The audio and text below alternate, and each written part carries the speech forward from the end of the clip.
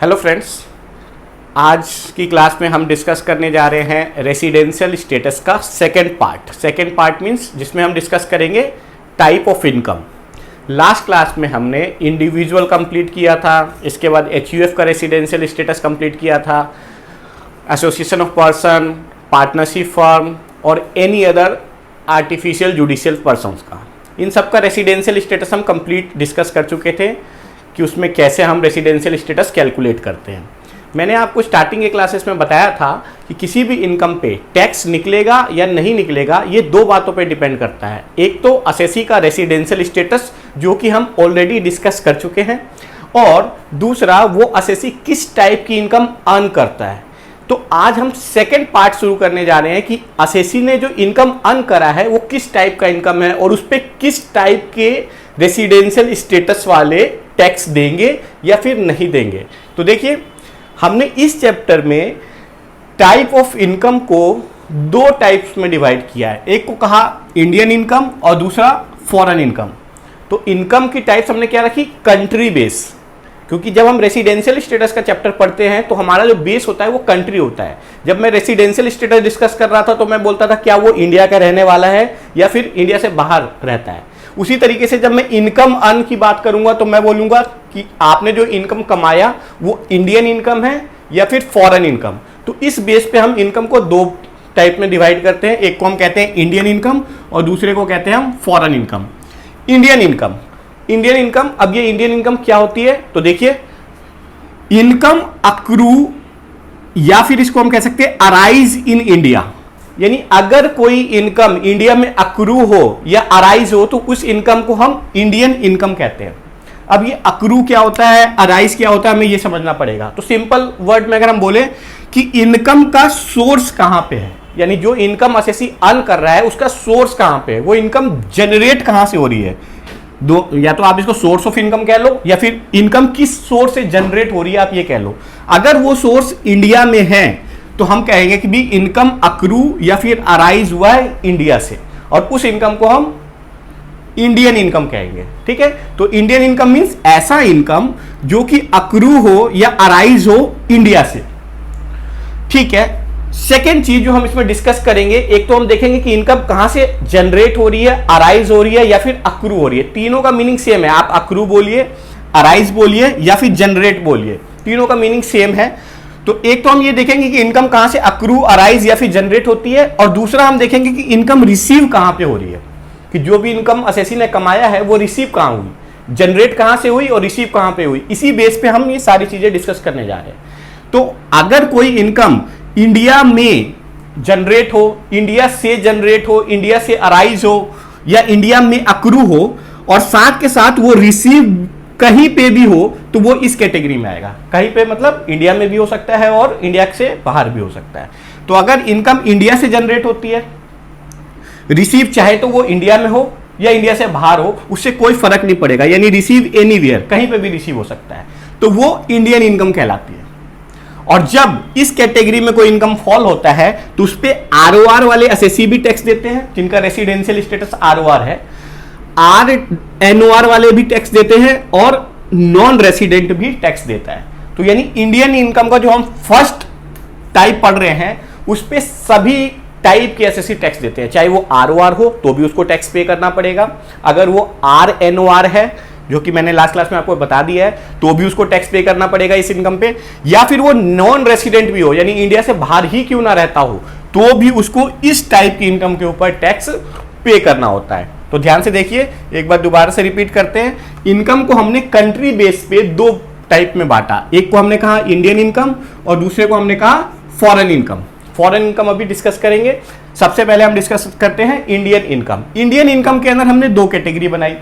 एक को कहा कि इनकम जो अक्रू हो रहा है या फिर अराइज हो रहा है वो इंडिया से अक्रू होता है या इंडिया में अराइज होता है।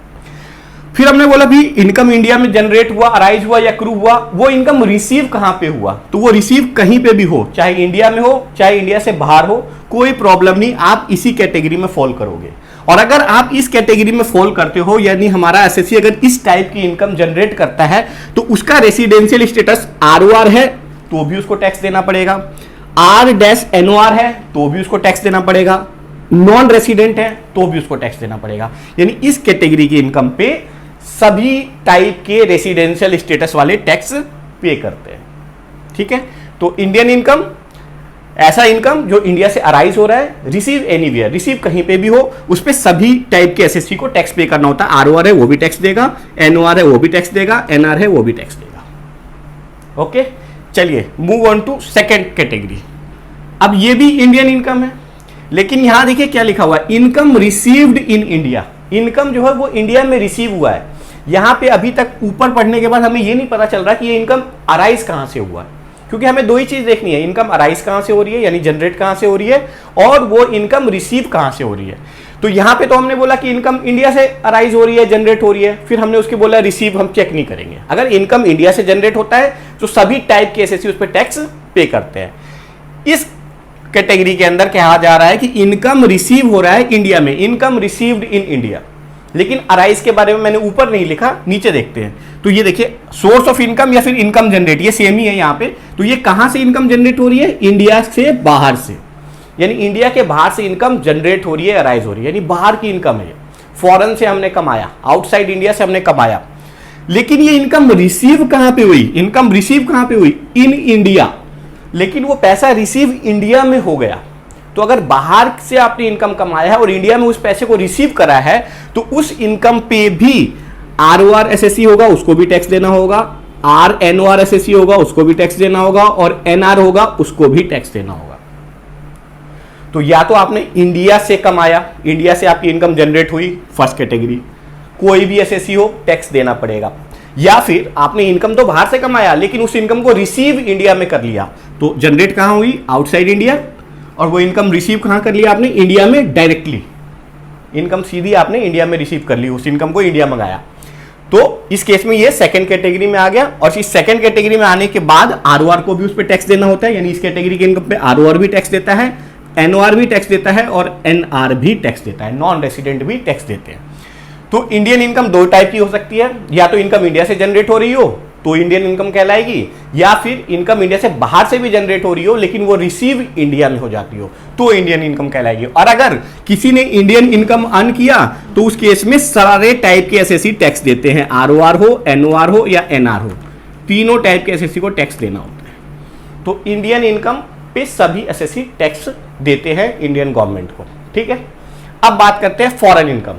इंडियन इनकम दो category, third category foreign income. जो देखिए फॉरेन इनकम में क्या है, income accrue arise abroad and also receive abroad, यानी इनकम जो है वो अब्रॉड यानी आउटसाइड इंडिया जनरेट हुई, अराइज हुई या फिर अक्रू हुई, सेम मीनिंग है। तो इनकम इंडिया से बाहर से जनरेट हो रही है एंड ऑल्सो रिसीव अब्रॉड, और वो रिसीव भी बाहर ही हो जाती है, तो फॉरेन इनकम कहलाती है। ऐसी इनकम जो बाहर अराइज हो, बाहर ही रिसीव हो जाए, उसको हम क्या कहते हैं, फॉरेन इनकम। और इस इनकम के ऊपर तो वही लिखा है उसके बाद कि भाई ये इनकम कहां से अराइज, जनरेट या फिर अक्रू हुई है, तो लिखा हुआ है आउटसाइड इंडिया, इंडिया से बाहर अराइज होती है, इंडिया से बाहर जनरेट होती है income, source of income India से बाहर है, बाहर की इनकम है। रिसीव कहां हुई, आउटसाइड इंडिया, रिसीव भी बाहर हो गई, बाहर की इनकम बाहर रिसीव, थर्ड कैटेगरी, ये थर्ड कैटेगरी ऑफ इनकम हो गया। तो इस पे टैक्स कौन देगा, क्योंकि इन दोनों इंडियन इनकम की जो दो कैटेगरी थी इन पे तो सारे एसएससी टैक्स देते थे, तो फॉरेन इनकम पे कौन से एसएससी टैक्स देंगे, क्या आरओआर वाले देंगे, एनओआर वाले देंगे या एनआर वाले देंगे। तो देखिए फॉरेन इनकम पे ओनली आरओआर ही टैक्स देगा, फॉरेन इनकम पे सिर्फ आरओआर एसएससी ही टैक्स देते हैं, बाकी एसएससी टैक्स नहीं देते। तो इंडियन इनकम पे सभी एसएससी को टैक्स देना होता है, जबकि अगर फॉरेन इनकम हो तो उस पे सिर्फ आरओआर टाइप के एसएससी को ही टैक्स देना होता है। अब इस थर्ड कैटेगरी के इनकम के अंदर दो एक्सेप्शन है, यानी दो एक्सेप्शन केसेस हैं जिसको अभी और डिस्कस करना है, लेकिन उसको करने से पहले एक बार फिर से समराइज करते हैं कि इनकम को हमने कंट्री बेस के हिसाब से दो टाइप्स में बांट दिया, एक को कहा हमने इंडियन इनकम और एक को कहा फॉरेन इनकम। इंडियन इनकम को फर्दर दो टाइप में बांटा और फॉरेन इनकम सिंगल कैटेगरी। तो इंडियन इनकम के अंदर दो कैटेगरी बना दी, एक में हमने कहा कि अगर कोई इनकम इंडिया से जनरेट हो फिर वो रिसीव कहीं पे भी हो जाए, चाहे इंडिया में हो चाहे इंडिया से बाहर हो, उस केस में आरओआर को भी टैक्स देना होता है, एनओआर को भी टैक्स देना होता है और एनआर को भी टैक्स देना होता है।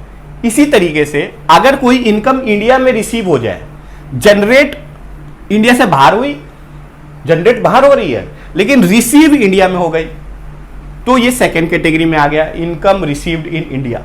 और इस टाइप के इनकम पे भी जो कि इंडिया में रिसीव हो जाए उस पे आरओआर को भी टैक्स देना होता है, एनओआर को भी टैक्स देना होता है और एनआर को भी टैक्स देना होता है। इनकम बाहर जनरेट हो रही है, रिसीव इंडिया में हो रही है, टैक्स सभी देंगे। क्यों? क्योंकि कहीं ना कहीं इंडिया का इस्तेमाल किया गया है इनकम को रिसीव करने में, इसीलिए इंडियन गवर्नमेंट इस इनकम पे भी आपसे टैक्स लेती है। अब तीसरी कैटेगरी बनाई गई, बाहर इनकम जनरेट हुआ, फॉरेन इनकम, फॉरेन इनकम, बाहर इनकम जनरेट हुआ, बाहर ही रिसीव हो गया, तो उस पर इंडियन गवर्नमेंट का कोई रोल नहीं है। बाहर इनकम आपकी हुई, बाहर आपने रिसीव करा, तो इनकम आउटसाइड इंडिया जनरेट हुआ, रिसीव भी बाहर हुआ, तो सभी एसएससी टैक्स नहीं देते, सिर्फ आरओआर वाले एसएससी को ही इनकम पे टैक्स देना होता है, यानी सिर्फ आरओआर वाले एसएससी इस पे टैक्स देंगे। ठीक है, अब इस थर्ड इनकम के अंदर दो ऐसी कैटेगरी है जिसके अंदर आरओआर तो देता ही था थर्ड इनकम टाइप पे टैक्स, इसके साथ साथ आरओआर के साथ एनओआर कैटेगरी वाले भी टैक्स देते हैं। तो अब उन दो चीजों को और डिस्कस करेंगे, ठीक है, उसके बाद हमारा ये चैप्टर कंप्लीट हो जाएगा। फिर हम इसके कुछ न्यूमेरिकल क्वेश्चंस करेंगे, क्योंकि जो भी अभी तक आपने समझा है, चाहे वो रेसिडेंशियल स्टेटस हो या फिर आज की क्लास में टाइप्स ऑफ इनकम के ऊपर जो हमने बात की है, उसकी क्लैरिटी और अच्छी हो जाएगी अगर हम उसके ऊपर 3 या 4 न्यूमेरिकल क्वेश्चन कर ले, जो कि आपके एसओएल की बुक से ही मैं करवाऊंगा। दिल्ली यूनिवर्सिटी की जो एसओएल की बुक है उसी से मैं करवाऊंगा। तो 3-4 क्वेश्चन करने से कंसेप्ट की क्लैरिटी अच्छी हो जाती है। ठीक है, तो सबसे पहले मैं ये 2 एक्सेप्शन केस आपको समझा देता हूं और देन उसके बाद नेक्स्ट क्लास में हम कुछ न्यूमेरिकल क्वेश्चंस करेंगे जिसमें रेसिडेंशियल स्टेटस भी होगा और साथ ही साथ उसमें टाइप्स ऑफ इनकम भी होगा। ठीक है जी।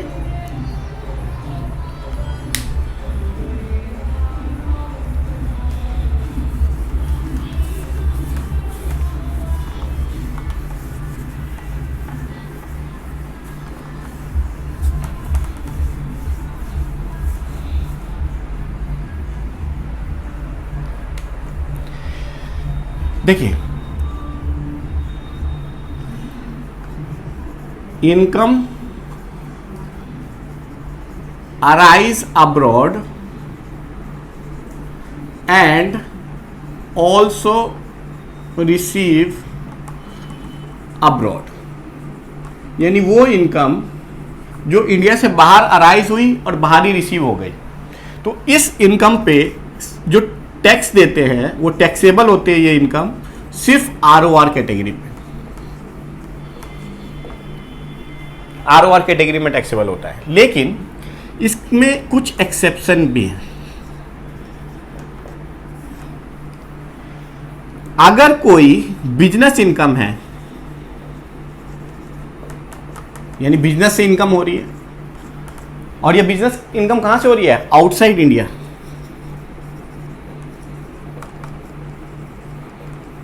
लेकिन इस बिजनेस को कंट्रोल इंडिया से किया जा रहा है, but such business is controlled from India.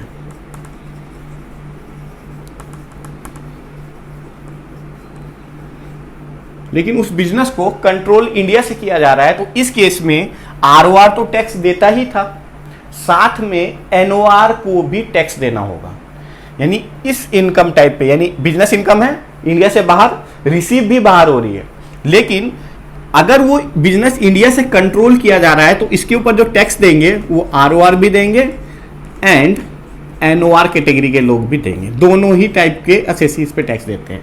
ROR होगा एसएससी तो भी उसको टैक्स देना होगा, और अगर वो आरएनओआर होगा, resident but not ordinarily resident होगा, तो भी उसको टैक्स देना होगा। क्यों?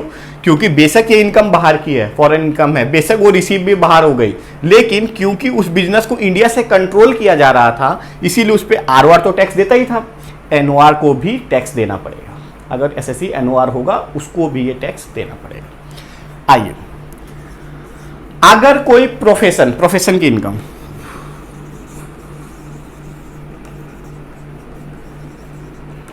अगर कोई प्रोफेशन इंडिया में सेटअप हुआ है और फिर बाद में उसके ब्रांचेस इंडिया से बाहर ओपन होते हैं, तो जो वहां बाहर की इनकम होगी उस पे आरओआर को भी टैक्स देना होता है और एनओआर को भी, यानी professional income setup in India and subsequently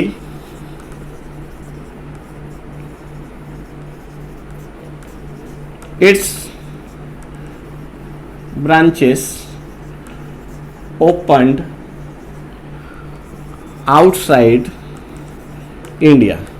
बाद में इसी प्रोफेशन के और भी ब्रांचेस इंडिया से बाहर खुल जाते हैं, वही इनकम होती है, वही रिसीव होती है, लेकिन क्योंकि इसका प्रोफेशन का सेटअप इंडिया में हुआ था फर्स्ट और बाद में ये एक्सटेंड हुआ है इंडिया से बाहर, तो इस केस में भी आरओआर को भी टैक्स देना होगा और एनओआर वाले एसएससी को भी टैक्स देना होगा। आरओआर वाले एसएससी को भी टैक्स देना होगा और एनओआर वाले एसएससी को भी टैक्स देना होगा। ठीक है,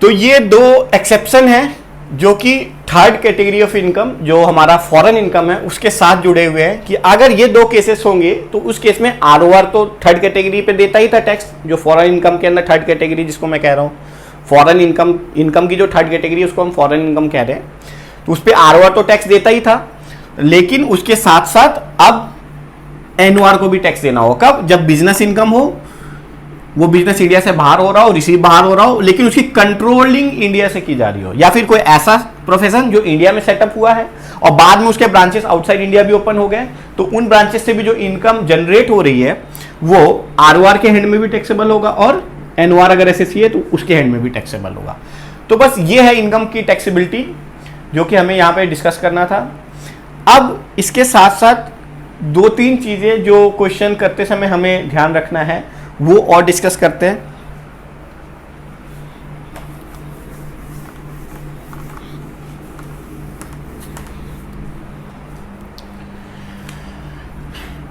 अगर क्वेश्चन में ऐसा लिखा हो past untaxed foreign income brought to India,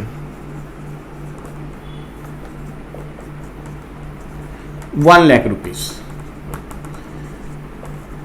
ऐसा लिखा हो, तो अब इसको, और अब हमें ये सोचना है कि भाई ये पास्ट फॉरेन अनटैक्स्ड इनकम था, यानी ऐसा इनकम जो फॉरेन की इनकम है, अब हम उसको इंडिया ला रहे हैं और उस पर कभी टैक्स नहीं दिया है, तो क्या करें इस 1 लाख को, किस कैटेगरी में जोड़े, आरओआर में जोड़े, एनओआर में जोड़े या एनआर में जोड़े।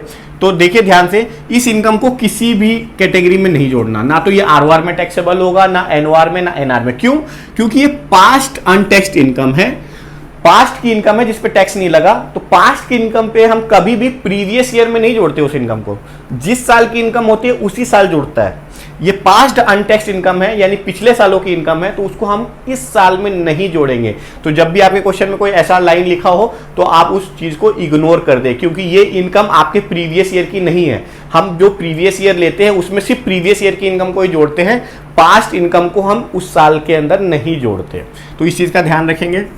दूसरा, अगर कोई इनकम एग्जेम्प्ट है, ऑब्वियसली बात है, जैसे गिफ्ट रिसीव फ्रॉम पेरेंट्स, जब ये अदर सोर्सेस में आप पढ़ेंगे, gift received from parents, gift receive from parents, ये एग्जेम्प्ट होता है। तो कोई भी एग्जेम्प्ट इनकम को भी आप किसी भी कैटेगरी में नहीं जोड़ेंगे, चाहे वो आरओआर हो, चाहे एनओआर हो, चाहे एनआर हो। यानी एग्जेम्प्ट इनकम तो एग्जेम्प्ट है, तो चाहे आरओआर हो, चाहे एनओआर हो, चाहे एनआर हो, वो कहीं नहीं जुड़ता। ठीक है। इसी तरीके से एग्रीकल्चरल इनकम इन इंडिया, ये भी कहीं नहीं जुड़ेगा। अगर इंडिया से एग्रीकल्चर की इनकम होती है तो उसको भी एग्जेम्प्ट किया जाता है, और अगर उसको टैक्स करा भी जाता है तो अलग से पार्शियल इंटीग्रेशन मेथड अप्लाई होकर टैक्स होता है। तो अगर एग्रीकल्चर इनकम इंडिया की है तो उसको एग्जेम्प्ट करेंगे, उसको कहीं नहीं जोड़ेंगे। लेकिन अगर एग्रीकल्चर इनकम फॉरेन की हो, फॉरेन से एग्रीकल्चर की इनकम हो रही हो, तो फिर हम देखेंगे कि वो किस कैटेगरी में फॉल कर रहा है, क्या वो सेकंड कैटेगरी में फॉल कर रहा है या थर्ड कैटेगरी में फॉल कर रहा है, अकॉर्डिंगली हम उसको टैक्सेबल कर देंगे, क्योंकि फॉरेन एग्रीकल्चरल इनकम पे कोई रिबेट, कोई एग्जेम्पशन नहीं है। इंडिया में अगर आपकी एग्रीकल्चर की इनकम है तो वो एग्जेम्प्ट होती है। ठीक है, तो ये कुछ पॉइंट्स और थे जो क्वेश्चंस करते समय हमारे को पता होनी चाहिए, तो वो और हमने इसके अंदर डिस्कस कर लिया है। अब हमारा रेसिडेंशियल स्टेटस कंप्लीट हो गया है पूरी तरीके से, साथ ही साथ हमने टाइप्स ऑफ इनकम भी कंप्लीट कर लिया है बहुत अच्छे से। अब इसके ऊपर हम करेंगे न्यूमेरिकल क्वेश्चन, ठीक है, जो कि नेक्स्ट क्लास में हम करने जा रहे हैं न्यूमेरिकल क्वेश्चन, जिसमें हम रेसिडेंशियल स्टेटस को भी बेस लेंगे और साथ में टाइप्स ऑफ इनकम का भी क्वेश्चन मिक्स होगा उसके अंदर। ठीक है, तो उन न्यूमेरिकल क्वेश्चंस करने से हमारी क्लैरिटी और अच्छी हो जाएगी। आज के लिए इतना ही। आई होप आपको ये अच्छा लगा हो, समझ में आया हो। ठीक है, मिलते हैं नेक्स्ट क्लास में। Thank you very much.